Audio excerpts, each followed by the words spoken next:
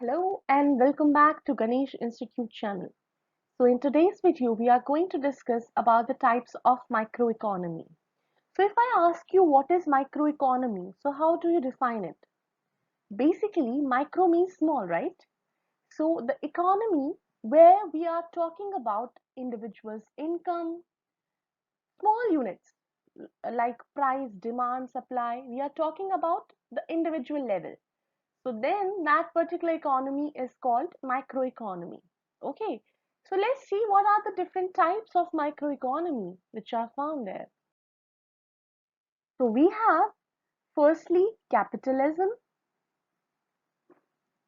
then socialism, and then mixed economy. So let's take up all these one by one and understand what do they mean. So firstly capitalism. Basically this concept was given by Adam Smith, and it is the concept where, let's say, if I am a buyer and there is a seller, okay, fruit seller or vegetable seller. So that what I'm trying to do is negotiation. So basically, that seller provides me or offers me mangoes 100 per kg, for example. But I asked him to provide me those mangoes at 80 per kg. So what is happening? There will be a series of negotiation. Maybe I can find another seller who can provide me the best rates, which I want, or we can negotiate. So what is there? There is no involvement of government. Government is not saying that sell it at a particular this amount or buy it at particular this amount. So there is a concept of invisible hands, right? So in capitalism, invisible hands are there which are doing price development mechanism. So price is evolving, there is a negotiation, but who is doing it? Invisible hand.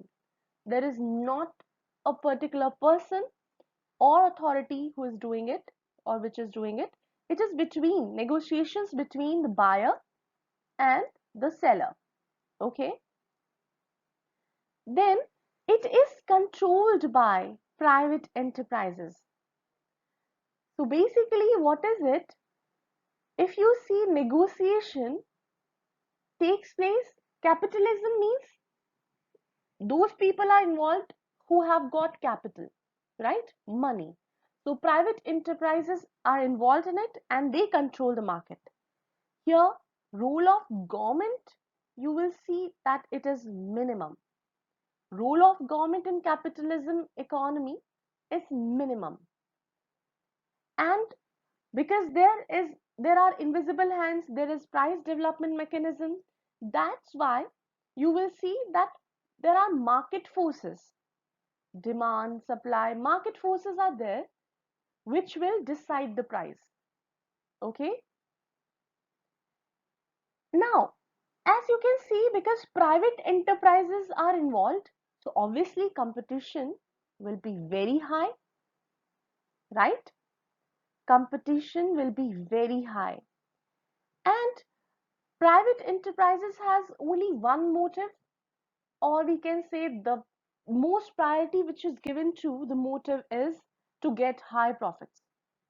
So in order to get more and more profits, they can have what? Exploitation. Exploitation of the market, exploitation of the people is more, of the resources is more, because there is no government intervention, right? So what we get because of capitalism is that basically the rich get richer day by day and poor get poorer. So that means there will be a social strata, there will be social stratification, division of society, poor, rich, and all. Then there will be an increase in income gap. Obviously, it can be evident, and also private sector will thrive.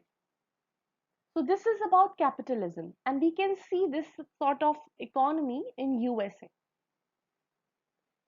So I hope you get an understanding of capitalism.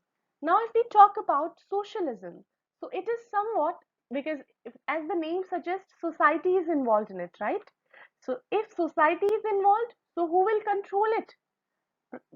Not private enterprises, but the government. And because of the role of the government is maximum, so government decide the price, not the market prices, not the market forces. Okay, and because government is playing role and government is deciding price, so there is no chance of competition, or we can say competition will be almost absent, right? Competition will be absent. So because socialism is involved, so society welfare will be the priority of the government. Okay, so there should be an egalitarian society where everyone has got same income, or there should not be wages gap. So this is the agenda of this type of economy, and they don't want to be anyone to be exploited, because government is playing an important role, and hence this sort of economy is provided as egalitarian view, equal. And this we can find out in China. As you can, as per the current affairs, you can see that China has claimed itself that it it is it doesn't have anybody who is below poverty line. Okay, and they have proposed some model also for that.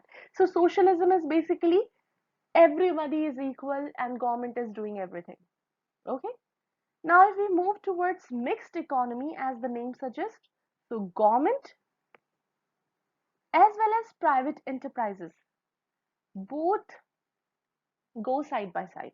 Okay, so let's say resources are there, resources are there in the private firms, but government can ask for the taxes, government can use them, just like we have vaccine.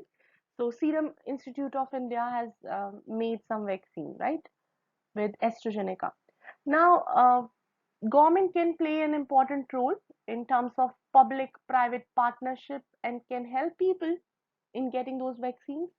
So here the role which government plays is like to provide the conductive environment, that yes, everything is going smoothly, government will intervene if exploitation will be there. So obviously private firms are also there, so competition would be there, but not as much as in capitalism economy. And here, because it is mixed, that means mixed of socialism and capitalism, so getting profits as well as social welfare is the motive. So profit as well as social welfare, both are involved as the motives. And there should not be exploitation, but it can happen, then government can intervene. Okay, and here both public and private firms work together, so you will find in the mixed economy. And the example, any guesses? Yes, India. So this is about the three types of microeconomy. I hope you get the clarity of the concept. And if so, then don't forget to like, share, and subscribe my channel. Till my next video, take care of yourself. Bye bye.